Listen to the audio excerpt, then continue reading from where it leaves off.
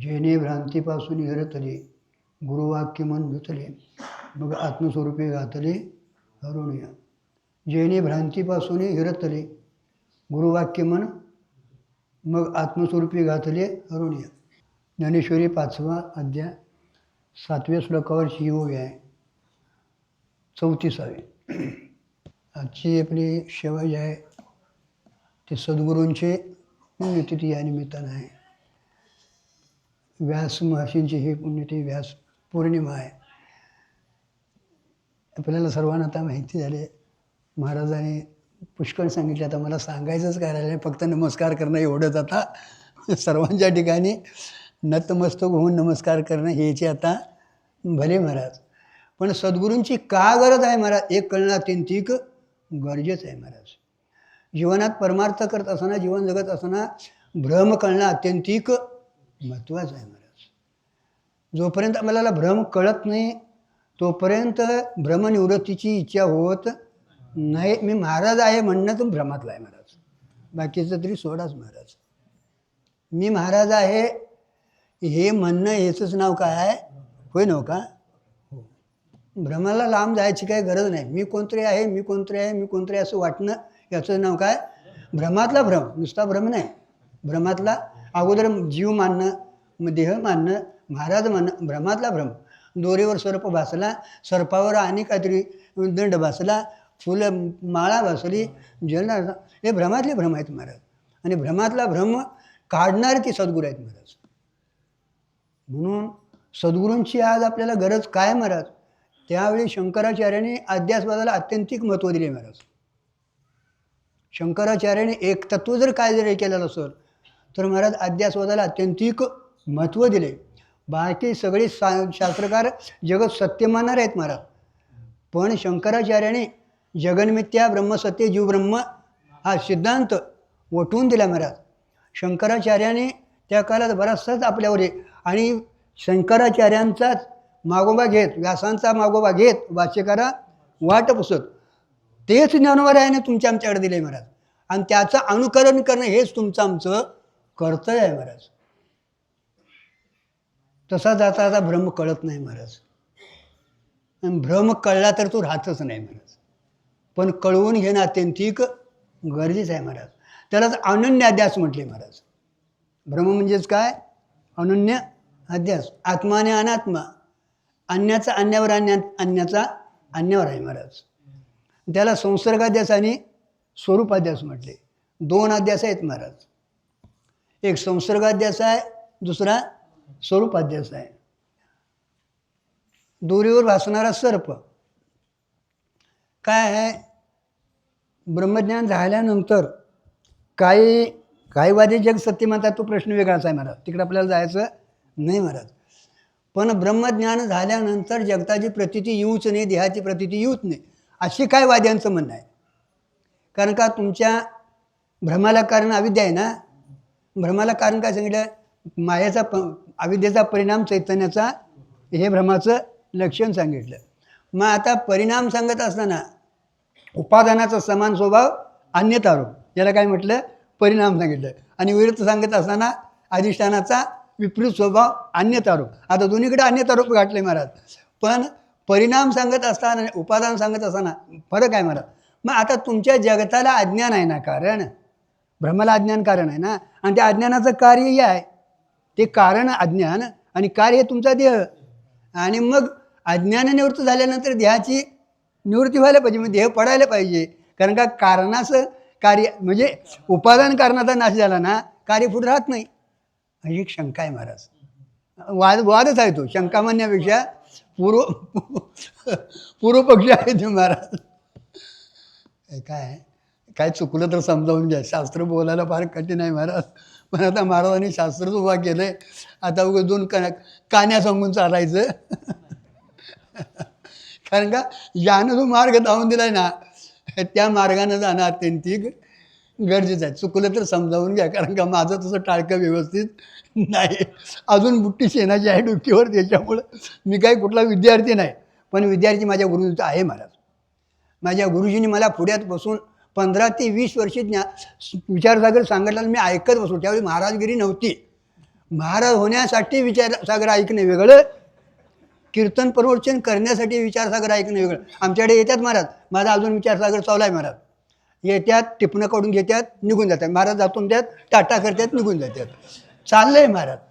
पण भ्रम कळवून घेणं अत्यंत गरज आहे. महाराज होणं भ्रमातलाच आहे महाराज. काय आहे? भ्रमातला. होऊ नये असं नाही महाराज, होऊ नये असं नाही. ज्ञान संपादन करावं महाराज, सांगावं, ऐकावं महाराज, सांगणं ऐकावं असावंच महाराज, पण भ्रमातला असू नाही महाराज. लक्षात ठेवा तुम्ही. भ्रमाचं लांब पत्र महाराज. मी मुक्त झालोय म्हणणं काय आहे? हां, मी मुक्त झालोय काय आहे? भ्रमातलंच आहे महाराज. म्हणून तिथं सर्पाची प्रतीती येत नाही ना. रज्जूचं ज्ञान झाल्यानंतर सर्पाची प्रतीती येत नाही. ब्रह्मज्ञान झाल्यानंतर जगताची प्रतीती येऊच नाही असा हा पूर्वपक्ष आहे ना. मग त्याच्यासाठी महाराज संसर्गाध्यास आणि स्वरूपाध्यास हे 2 अध्यास सांगितले. आणि मग महाराज त्या अविद्येचे 3 अंश सांगितले, अज्ञानाचे 3 अंश सांगितले महाराज. एक लसूण ठेवलेला भांड, त्याचा एक अंश सांगितला आहे.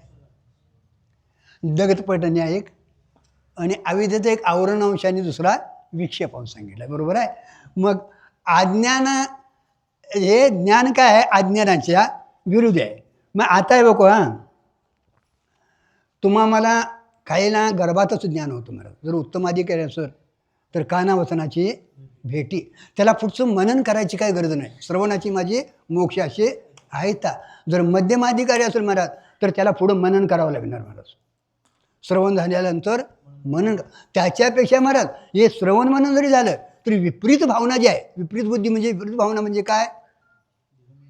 हां, देहात्म बुद्धी लवकर जात नाही. सगळंच आहे. पण मी महाराज म्हटल्याशिवाय हवं आम्ही पत्रिकेत अगोदर आपलं नाव आहे काय बघतंय, अगोदर आपलं नाव बघतंय बघा. मला तरी सवय झाली आहे बघा ही. कारण का ती नावं ऐकून ऐकूनच आमचं कान तयार झाल्यात आता. हा बाप गुरुवर्य काय नाना तर करायचं. आणि हे सगळं काय आहे? विशेषण आहेत. होय नव का? अरे विशेषण लागला की पुढचा विशिष्ट जीव झालाच. मग तू महाराजच ना तर आणि कोण असेल नव. त्या पुढच्या सप्त्याचं काय झालंय?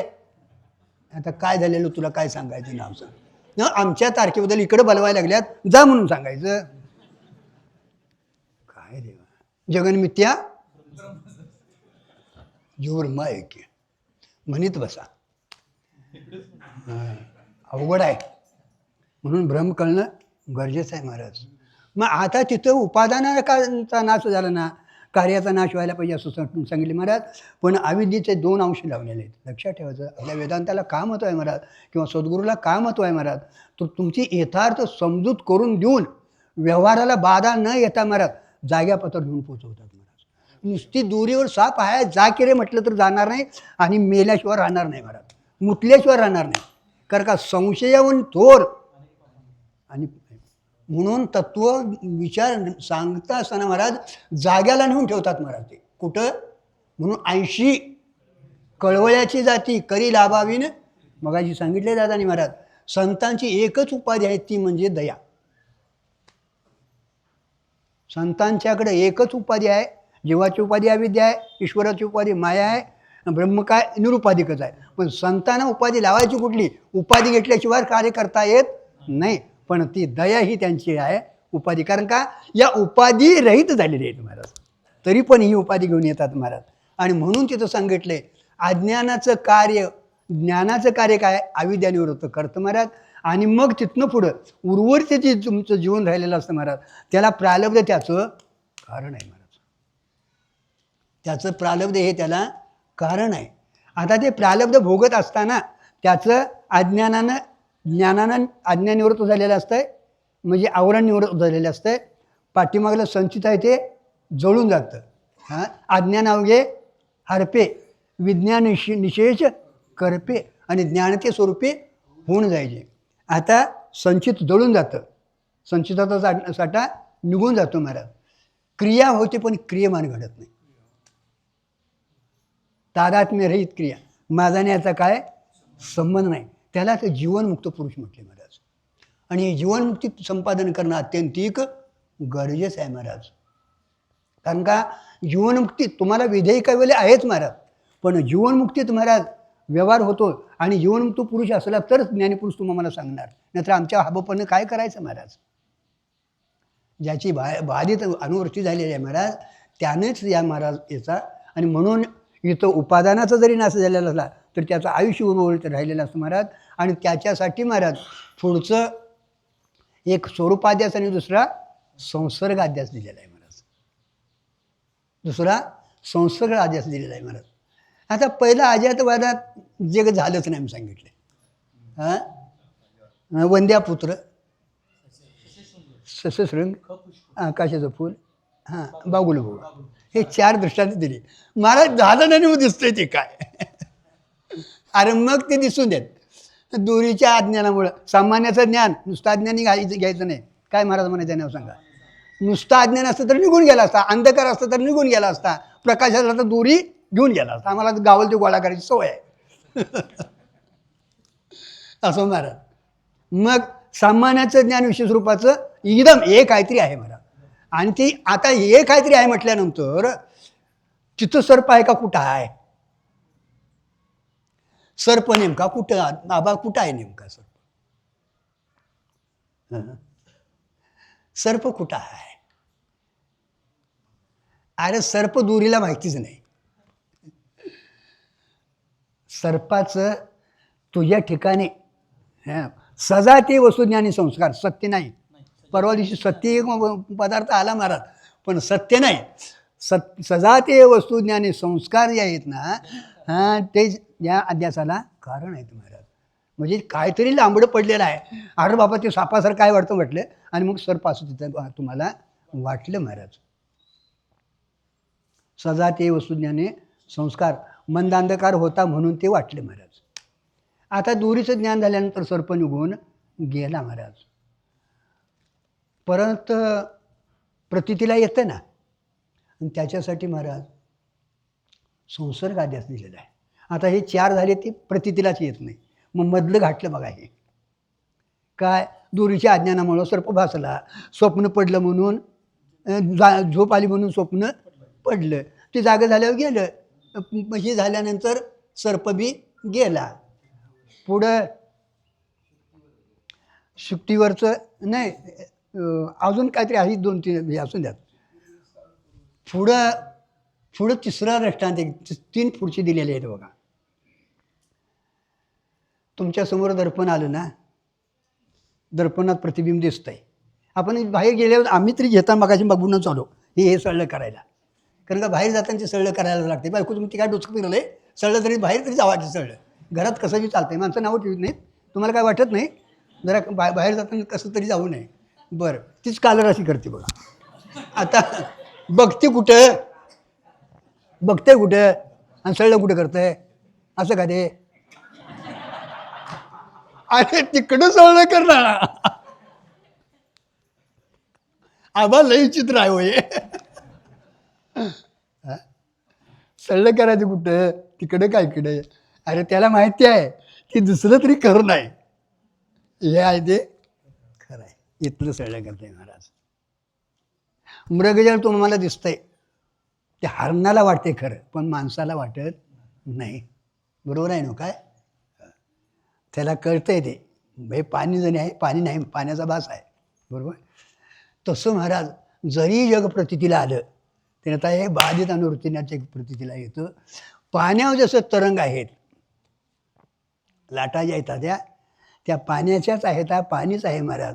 लाट म्हणून दुसरं काय त्याच्यात, नाहीतर मग घेऊन या तेवढं घागरीत भरून लाट म्हणून.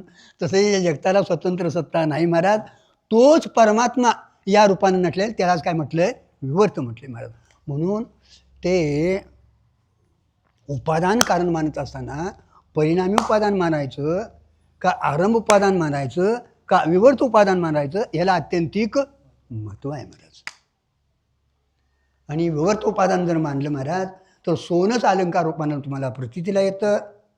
तसंच परमात्मा हे समस्ती श्री वासुदेव ऐसा प्रतीती रसाचा तुला भाऊ भक्ता माझी राहू ज्ञानिया तोच महाराज. आणि मग सद्गुरूंच्या मुखातनं जर एकदा आता तो म्हशी मावा ऐकलं तर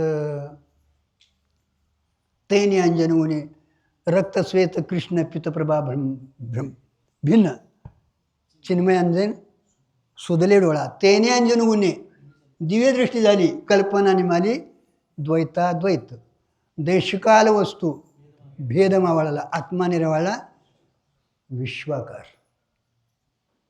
न झाला प्रपंच आहे परब्रह्म ओम सोम ब्रह्म आकळ आली महाराज.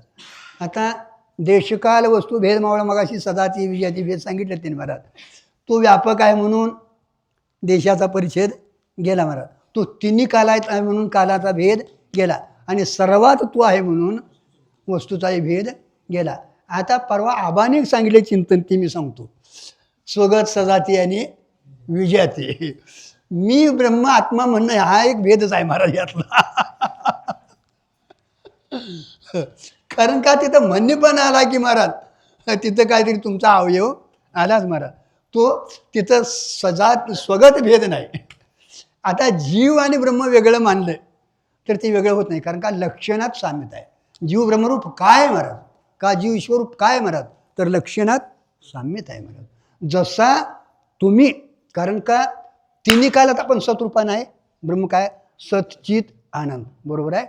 आपण जागृतीत आहेत स्वप्नात आहेत सुषुप्तीत. जागृतीत काय म्हटलं विश्व म्हटलं स्वप्नात काय म्हटलं तेजस म्हटलं आणि सुषुप्तीत काय प्राज्ञ म्हटलं आणि तुर्या चौथी आहे बरोबर आहे नव्हता ते साक्षीरूपान आहे असो महाराज. तिन्ही कालात आपण आहोत. जागृतीचं प्रकाशन करतो स्वप्नाचं प्रकाशन करतो आणि सुषुप्तीचे प्रकाशन करतो म्हणजे तिन्ही कालात ज्ञानही आपल्याला आहे. आणि विषयातलं सुख भोगतो तो कुणाचं हो. जागृतीत सुख वाटतं ते बायकोचं का आत्म्याचं ह्याला वाटतंय बायकोचं. कारण का गेल्या गेल्या शिष्यार्थी नाही कॉपी करायची का दूध करायचं का काय करायचं काय आज मजाच आहे म्हणते. हा आणि दुसऱ्या दिवशी उठलीच नसली तर मजातली मजा.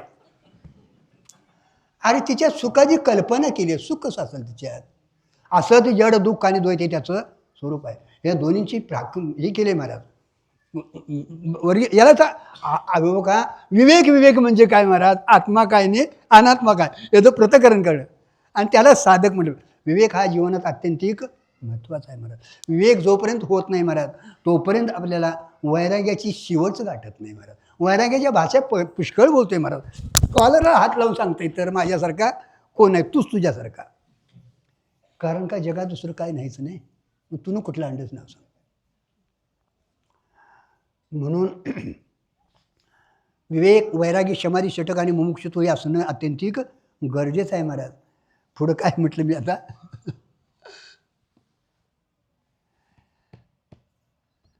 साधकाच्या पक्षी वैराग्याला विवेकाला अत्यंतिक महत्त्व आहे. पण आपल्याला जर पुढचं हे दिसतंय ना ते बाधित अनुवृत्तीनं विश्वची माझे घर 80 मती जायचे स्थिर किंबहुना चर आचर आपण अशी झाला. आता ते स्वगत सजाती विजयाती भेद बरोबर आहे. जीव ब्रह्माचा ऐक्यच आहे म्हणजे जीव वेगळा नाही. तिथं सजातीय भेद गेला. आता देह मी म्हणणं आणि आत्मा देह आणि ब्रह्म हे विजयाती भेद आहेत. देहाला मी म्हणणं विजयाती भेद आहे. देहात तुमचा प्रातिभाषिक सत्तेतला आहे किंवा व्यवहार सत्तेतला आणि आत्मा मगाशी महाराजांनी सांगितले समान सत्तेत साधक बाधक व्यवहार होतो. हे आव्हानचं मी इथं तुम्हाला सांगितलं. असो महाराज या भेदाच्या आतीत आपण आहोत महाराज. या भेदाच्या आतीत आहोत महाराज. कारण का भेद हा महाराज उपाधिकृत आहे आणि उपाधी जेवढी आहे ती महाराज मायेचं स्वरूप आहे कल्पित आहे महाराज. आणि कल्पित भेद वास्तव स्वरूपाला कारण का आपलं पारमार्थिक सत्तेतलं परमात्मा आहे आणि प्रातिभाषिक सत्तेतला हा सगळा व्यवहार आहे. तरी पण व्यावहारिक सत्ता का मानली महाराज. तुम्हाला जागृती स्वप्न सांगायचं आहे महाराज. स्वप्न मिथ्या म्हणून सांगायचं आहे का कुणाला गरज नाहीतर कोणी दादा स्वप्नात बायको येते का नाही तुम्हाला. हां स्वप्नात बायकोच पडते. स्वप्न कधीतरी मला तरी पडते बाबा.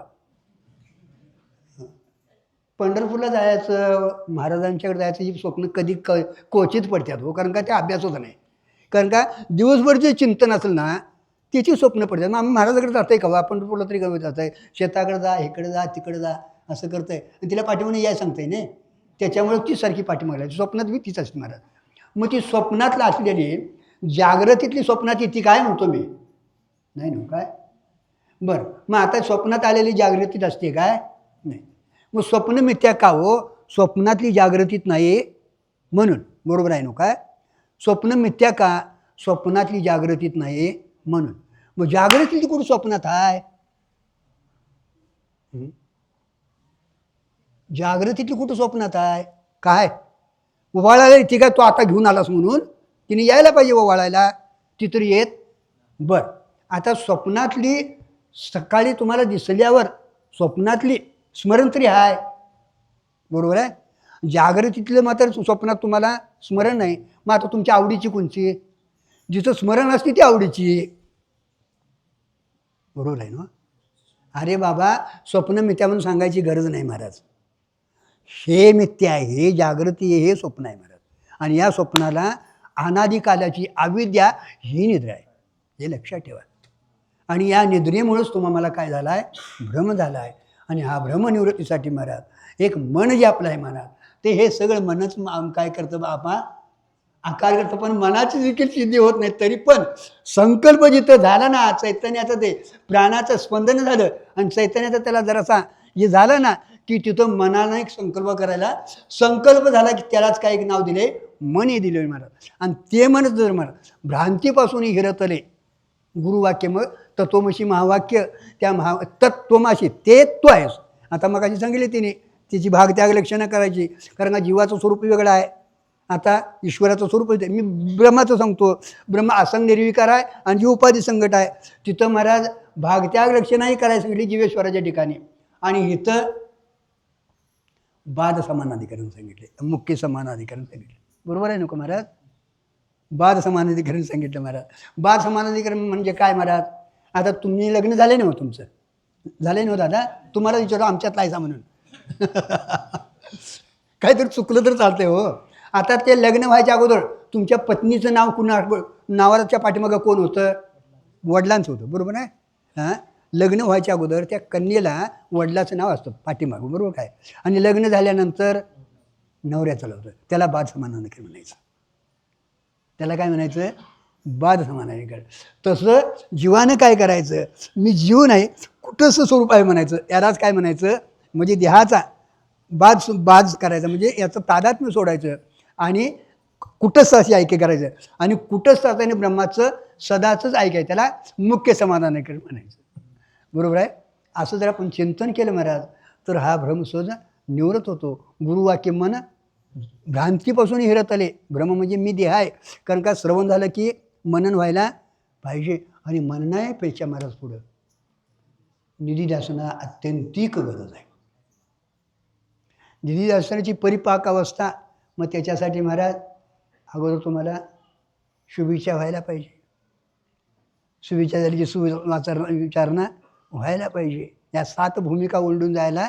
आता सुविचारणात महाराज तुमचं श्रवण आणि मनन संशय दोन्ही प्रमाण संशय निघून जातो.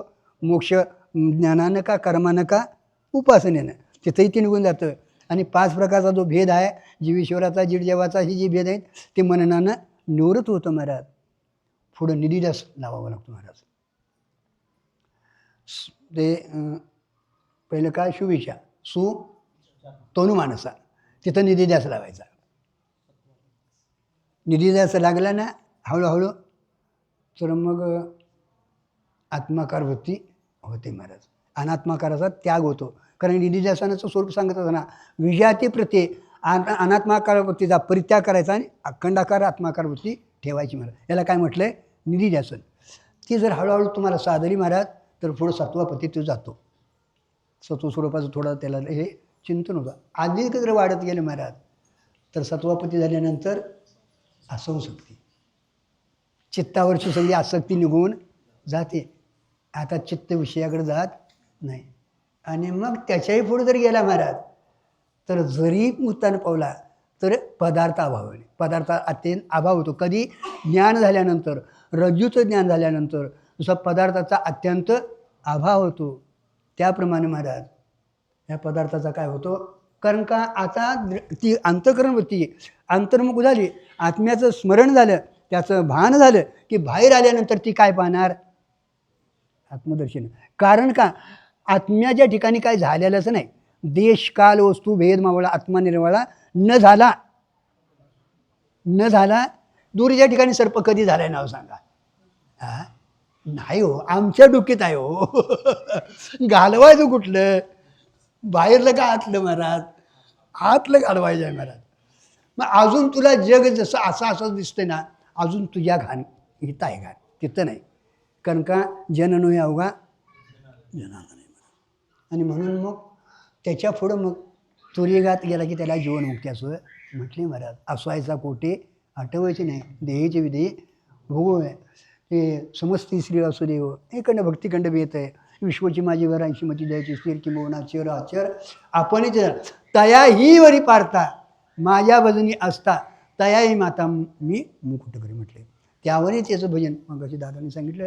ज्ञानोत्तर जी भक्ती आहे ती सर्वात श्रेष्ठ आहे. आणि याच्यासाठी महाराज सद्गुरूची आपल्याला गरज आहे महाराज. ज्याने भ्रांतीपासून हिरतले गुरुवाक्य मन धुतले मग आत्मस्वरूपी घातले रोवून या. मग काय होतंय? जैसे समुद्री लवण पडले, समुद्रात एकदा जाऊन मी पडलं, आता काय होणार बघा तरी. तसं महाराज तुका म्हणे कोटे केव कोटे जीव निराळा. अरे जीव निराळा आहे काय महाराज? जीव नाही सगळं जनार्दन नाही महाराज. जीव हा स्वरूपानं महाराज ब्रह्मस्वरूपाचा आहे. फक्त भ्रांतीमुळं आपल्याला वाटले, अज्ञानामुळे वाटले. सद्गुरूंच्या कृपेनं ती भ्रांती निवृत्त होते महाराज. त्याच्यासाठी आपल्याला प्रयत्न करायला पाहिजे. नुसतं मठात येऊन दादांच्या समोर बसून चालायचं नाही महाराज.